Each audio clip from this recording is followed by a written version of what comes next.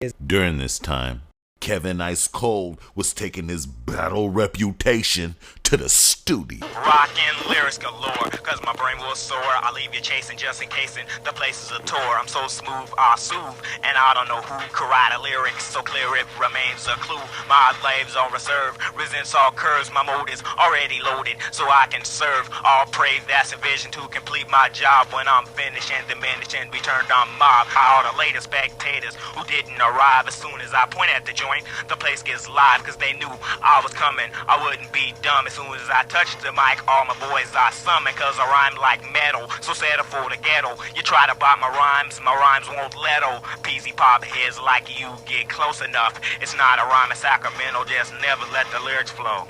Von Thomas got a job at Geffen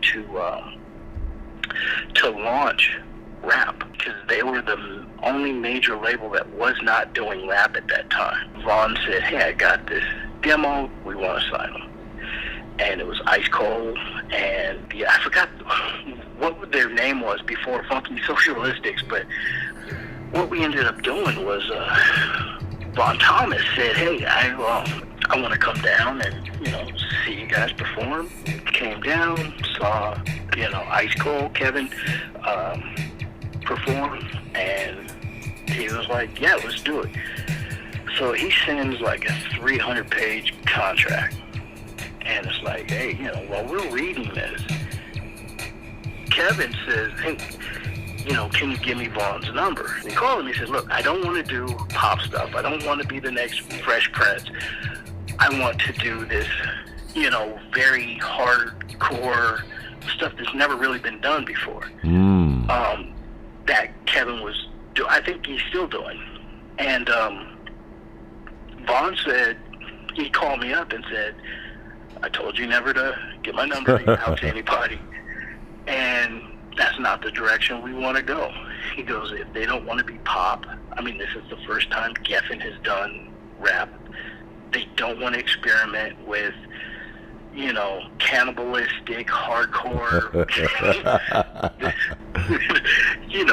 They want a Will Smith. They want pop. They want happy rap. And Kevin didn't want to do happy rap, and which, I respect him for holding his ground. He had a record contract in his hand, and he said, look, if I can't be me, then I don't want to do it. You gotta respect that. At that time, I was young. I didn't really respect it. I'm like, get the money while you can, do what you want later. So Von said, hey, forget it. We have another group out here in LA, 783. They signed 783 by the end of the week. Dang. And we were completely done. 783 had a guy that produced their music. He was just a kid in high school, and he went by the name DJ Muggs. DJ Muggs. After one album with Geffen, Geffen decided this is not what we're gonna do, and he left Geffen and started Cypress Hill. And the reason why Geffen decided not to do rap anymore is because they signed a tiny little group called Guns N' Roses. Oh. 783, Kevin Ice Cold, Brother Lynch Hung, and Guns N' Roses.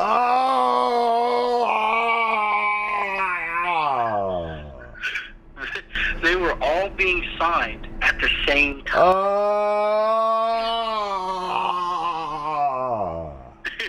But you know what? I will say this, even though that was sharp to the ear. If Kev would have signed that, it probably wouldn't have been organic if he was doing something he didn't want to do, It probably wouldn't have worked. By the early 1990s, Black Market Records was preparing a takeover. Cedric Singleton learned from his mistakes with DC Ray and was ready to move forward. Ced wanted a new start, a chance to rebuild the brand. Do the music.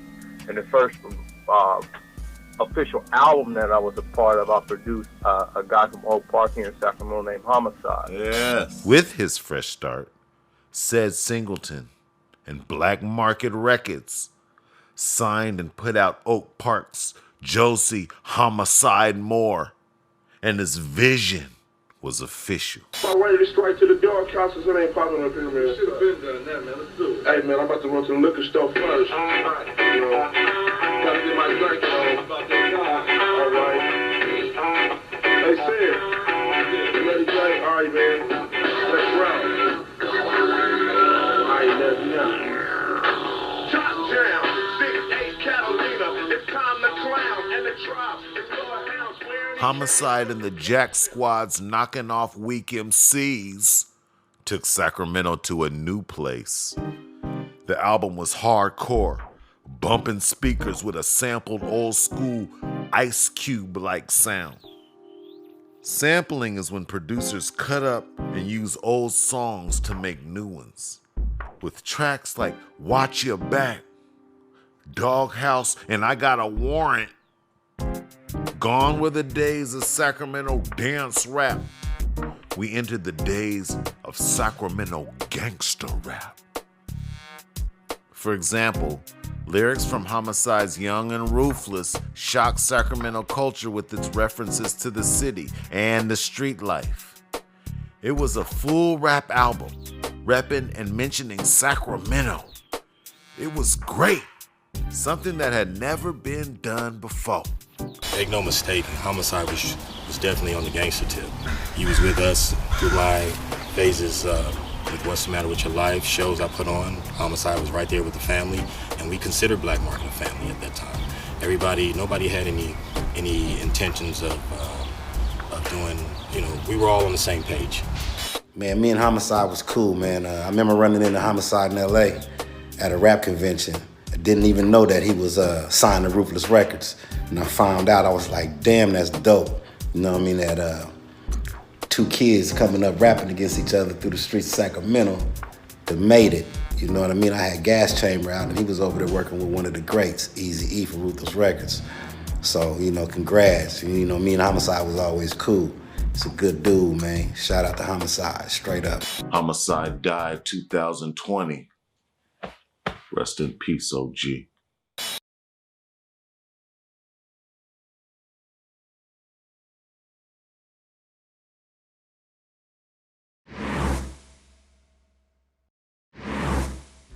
Yeah, that boy. Shit, nigga Young Mouth represent for Sacramento, Macramento, you dig? My nigga Sebo, how I feel about Sebo music in the 90s, nigga? Man, that nigga raised me, man. You at my tree, boy, I'm telling you. Another piece of Golden Sack Town culture. The 29th Street Garden Block and Mr. Doctor. More recently, the Stephon Clark killing. I used to tutor in them buildings right behind. And home of the infamous Sebo, the cowboy. See, I know Sebo before music. My older brother, his brothers, we all grew up together. Bo is a lot older than me. But the first encounter I remember having with him, breakdance. And my big bro had to remind me. He said, "You remember when we battled Sebo?" I said, "Man, you gotta be kidding." He said, "Man, you had to be 8." He was. It was before he went to YA. I said, "What?" He said, "Yeah." Now at the time, you don't understand who's gonna become who. Just shine. Of course, in the hood. They said battle Sebo, and he got the best of him. When I was in middle school, early high school, the Gardens was talking about the cowboy. And Meadowview, cause of Bro was talking about Sebo the cowboy. You already know in Freeport was up on the Cowboys. But when Greenhaven in the Villa was all about that Sebo the cowboy, I was like, who is this dude? This is before I even heard his voice. Man, so salute to Sebo, man. Real pioneer from Sacramento, man. I think like the first niggas that I heard that was kicking that shit besides E40 and Too Short was motherfucking Sebo and E40. Sebo was Sebo before he was Sebo. Message to the youth. Wanna be somebody, be somebody. then you be somebody. Man. A local dude that was well known in the neighborhood and throughout the neighborhoods and throughout the South Side. And before long, the whole world. It's around the time C-Bo and Freddie T started calculating, plotting and planning that AWOL come up.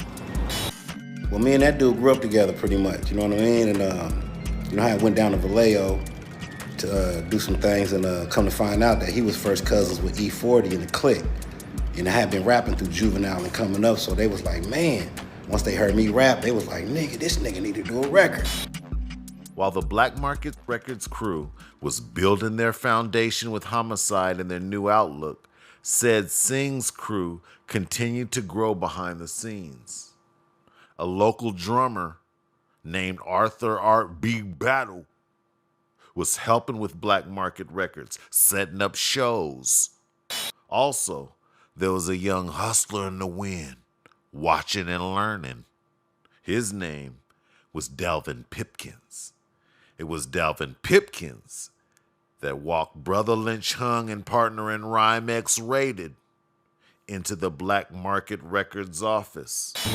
You ask 4 people on how Lynch met Said, you're gonna get 5 different answers.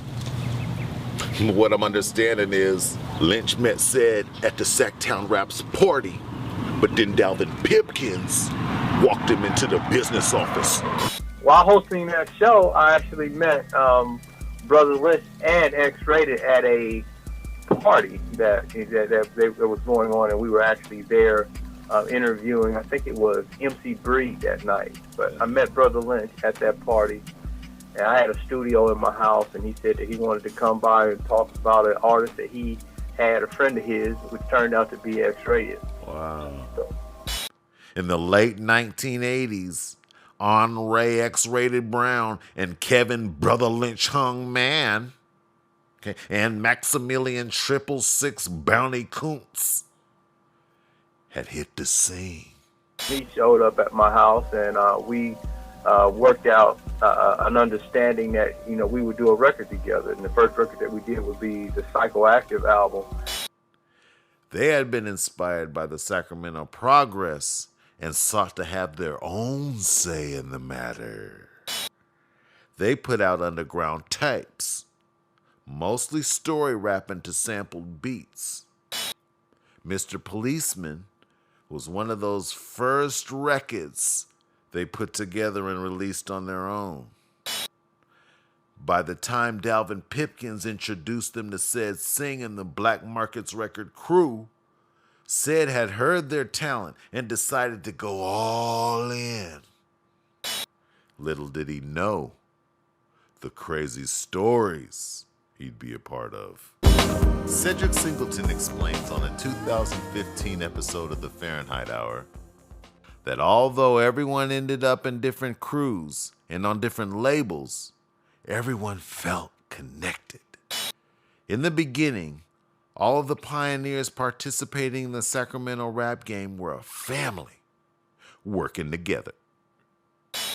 After hearing X-Rated Psychoactive, Cedric knew he had a hit on his hands. X-Rated's lyrics were fast-paced and even more gangster than Homicide's. He was from the Gordon Block Crip gang and spoke it in his lyrics.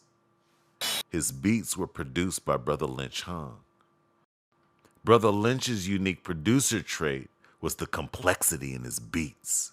He was sampling, often the same samples LA rappers were using, but he would use several samples for one song, making the track sound more like a hardcore collage. On Fahrenheit Radio's Fahrenheit Hour, Said Singh remembers just finishing the X-Rated album when I had heard about something that had happened about 1.5 miles away from my house. It was the murder of Patricia Harris. In an interview with SacramentoRap.com, Funk Beta reflects on these crucial days of Sac Rap history. Right after it happened, X-Rated came to Lynch's spot where I was at the time. He told us they had shot someone. We didn't believe him. Mr. Singleton had a similar story about the days following the murder of Patricia Harris. I'm watching TV and I see somebody had got killed not far from my house. Damn.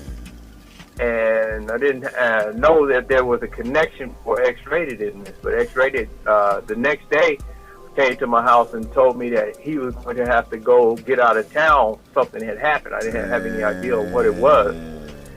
And so he signed the contract and he left town. And so I think it was 2 days later, I'm watching TV again, and I see where they caught one of the killers of one of the killers in Phoenix on their way to the same place X-Rated said that he was going. Damn. And I said, I put two or two together. I said, he said he was going to this place. Damn. I said, no. Then about, I think a couple days later, he called me and said they caught me. I said, where'd they catch you at? I said, he said, Phoenix, Arizona. I said, that was you? And so, and that's, you know, and from there, you know, we started, my relationship with X-Rated was kind of, you know, it was brief in the time that he was free, but from there our relationship grew a lot stronger. Apparently the story was the Garden Block Crips were in Meadowview looking for revenge. Earlier in the day, a Garden Block Crip member named J-Dog was killed. It was a whirlwind, and as a result, it turned out that the artist that said had just signed was arrested for murder.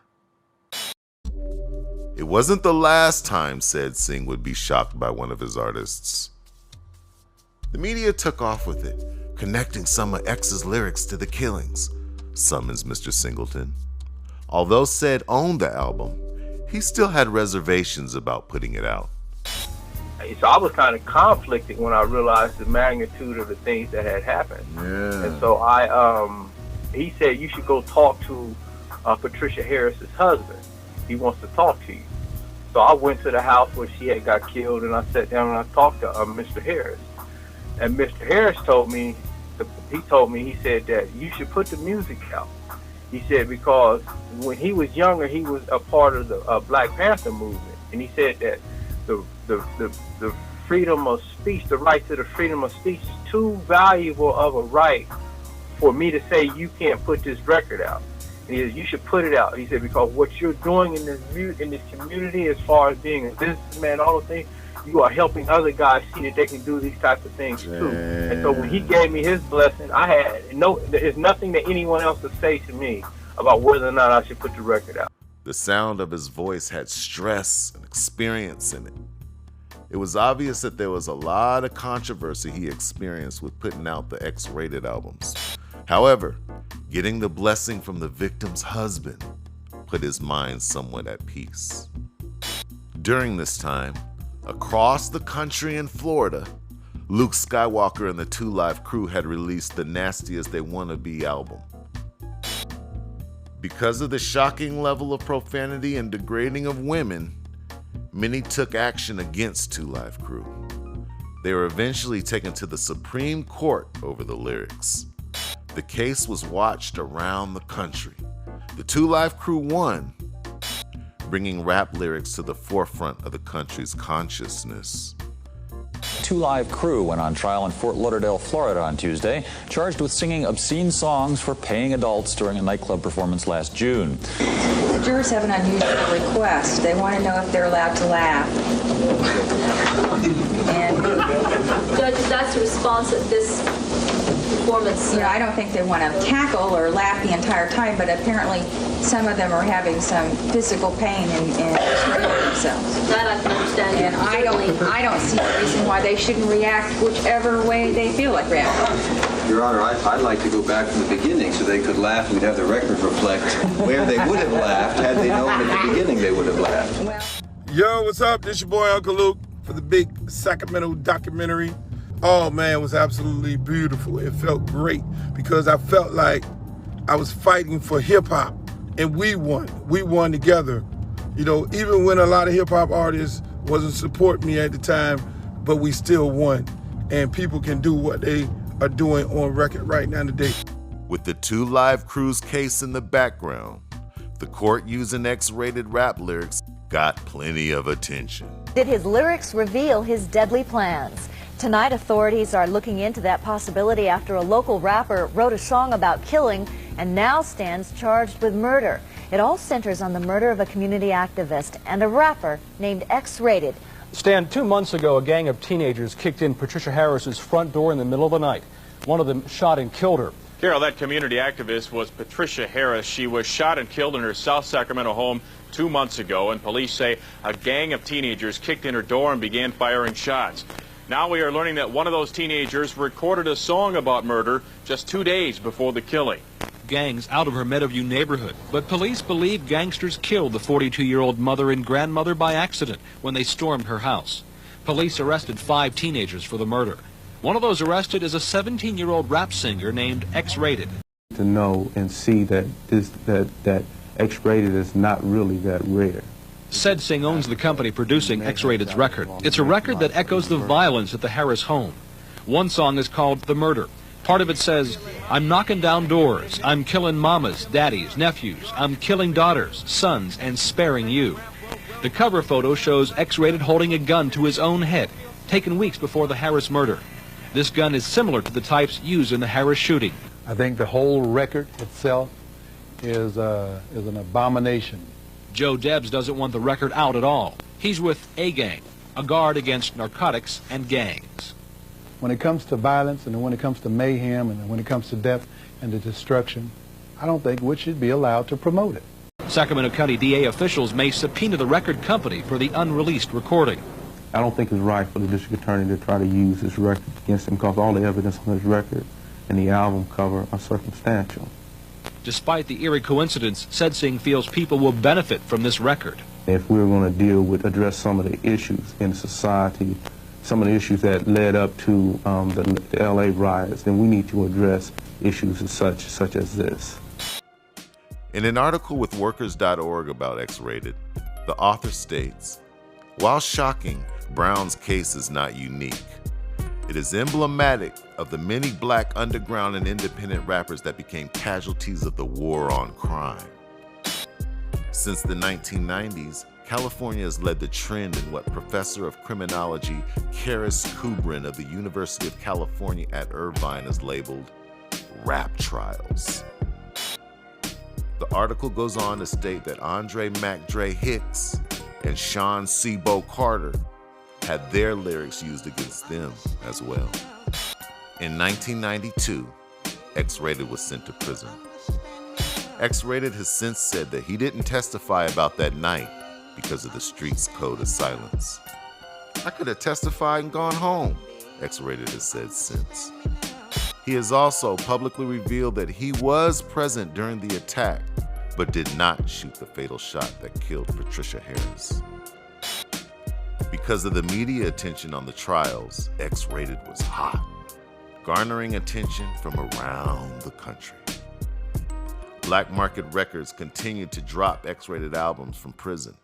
And so, X-Rated spent 4 years in the Sacramento County Jail awaiting his trial. And so, first thing, while he was there, he called me. We were constantly talking. He said, we should do an album. We should do an album from here. And I said, how? And so I got to thinking about it. I said, well, what I could do, so I started rigging my little studio up to record his vocals. And so what I did, I took the old school phone where you had to screw the microphone on and the earpiece. So I rigged up my things. And so he was able to get 2 telephones. He could listen to the music that I played in one ear, and he would rap into the other phone. So he would get everybody on the floor in the jail. Jail's normally a really noisy place, but they were quiet down so he could record the music. And that was the making of Exorcist. All right, you are good to go. With the gas on, C-Dub for the Exorcist, for the with a mask on. Let's get it. 2, 3, 4, yeah. My dude C-Dub, what it does, we in the building with the gas on, you know what I mean? 916 Sacramento Classics.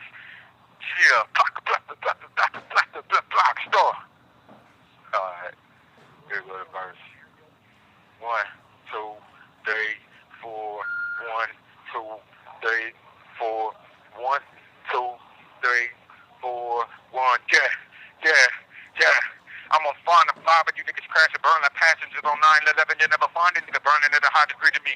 Find the revenue, I'm out of my mind. Sick and tripping, and I'm gonna find a way to get into heaven. And if not, then I'm slipping and clipping the mat. 11 to class, 11 you rap rappers. So rapping is out of a lesson great. I done had all the edge could take. Very stupid and archaeologists excavating the paleontologists. Yesterday you dinosaur and your flow is outdated and you outrated. Ain't that a bitch? What you even know about rated? My mouth rated at a level of I'm the greatest that ever spit rhymes. And it's like a motherfucker bug up with the automatic rifle whenever I spit line. This time going psycho so hype folks don't think I spit lines like. Outside of Sacramento's borders, X-Rated was a jailed hero. Free X-Rated, fans said. However, often the public only hears one side of a story. Within Sacramento's borders, it was a much different story. So there's a line, and I think some of these so-called rappers, they step over the line. Simple. It was not so simple for Sacramento record stores. At least 5 stores said yes, they would sell X-Rated's record, lyrics and all.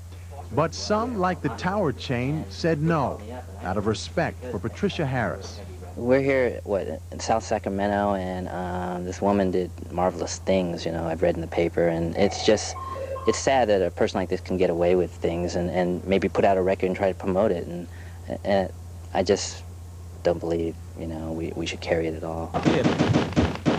I'm still shooting mother. The warpath never stops. Dr. Jekyll and Mr. Hyde is causing a homicide. You pop if you're plotting on the jet. Punk, I see you coming from a mile away and light your ass up. So where does that leave X-Rated? For now, behind bars, awaiting his murder trial. But his music plays on the streets. I'm like the Terminator, loco, kicking down doors with Brother Lynch, looking for your ass. Blast everybody in the house, getting popped. Bullet wounds will get a nigga caught. They tell the cops that they shot you. You go see the doctor and they got you. A nigga like me leaves no evidence, sucker. When I'm jacking me a fool, I shoot the motherfucker. Yeah, once again it's on. You know what I'm saying?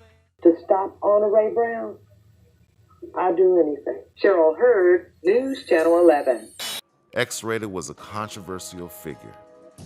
Some love him because of his flow, Sacramento rap pioneering, and hardcore reputation. Some hate him because of the woman he and his friends were convicted of killing. In 2018, after serving 26 years in prison, X-Rated was released.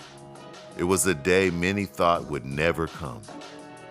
Since his release, via social media, Honre Brown expresses remorse for the killing and communicates a desire to move on with his life now that he's served his time. Mr. Brown posts, "The greatest shame I feel is for the senseless death of Mrs. Harris and the knowledge that I'm overwhelmingly responsible for her death," he wrote. "It was my fault, and I accept the responsibility that I owe a debt for her death." He also airs that he's looking forward to spending time with his family and teases new material by posting, "I have a lot of new material coming. This is a huge blessing. I'm ready to get to work." His first single out of prison was California Dreamin', released by Blockstar Entertainment Records. X-Rated came home hot.